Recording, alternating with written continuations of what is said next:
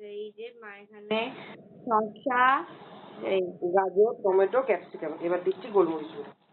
কেটে নিয়েছে ভালো মতো, গোলমরিচ গুঁড়ো দিয়ে দিল।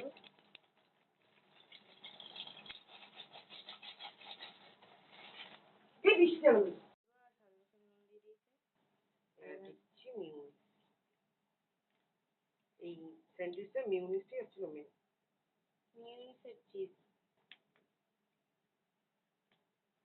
এই আমাদের চিজ ভাজবো। তোমরা দেখতে পাচ্ছ এনে রাখা হয়েছে, যখন যাই দিতে গুলো খেয়ে নেবো। টমেটো কেচাপ দিয়ে দিলাম, মিক্স করে রাখবো। দিয়ে দিচ্ছি আমরা বাটার। তোমরা বাটারটা দিতেও পারো আর নাও দিতে পারো, তোমাদের মর্জি এটা। তোমরা স্কিপও করে যেতে পারো বাটারটা।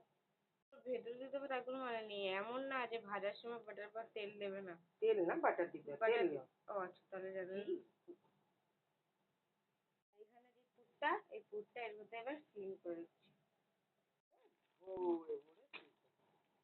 এবং আমরা এখানে ভরে ভরে চিজ দেবো, কারণ এই স্যান্ডউইচটার মেন জিনিসই হচ্ছে চিজ। এই দেখো চিজ ভরে ভরে দিতে হবে এখানে।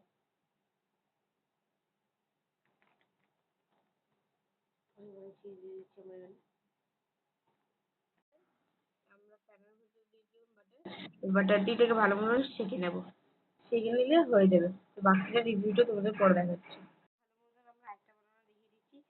সেম টু সেম ভাবে আবার স্প্রাউটের মধ্যে বাটার লাগিয়ে পুরটাকে ফিল করে নেব, আর তারপরে গিয়ে এখানে ভরে ভরে চিজ দিয়ে দেবো। কেটে চিজ দিয়ে দেবো ভরে ভরে একদম। তোমাদের যতটা মনে হয় তোমরা ততটাই চিজ দিও। আমরা ভরে ভরে দিচ্ছি বলে তোমাদেরও ভরে ভরে দিতে হবে, দেখবো। এটা সুইট কর্নও যায়।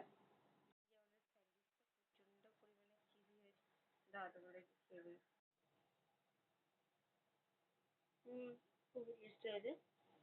আমার ভেতরে প্রচন্ড পরিমাণে চিজে ভর্তি, লেখালেখি চিজে ভর্তি করতে পেরেছি।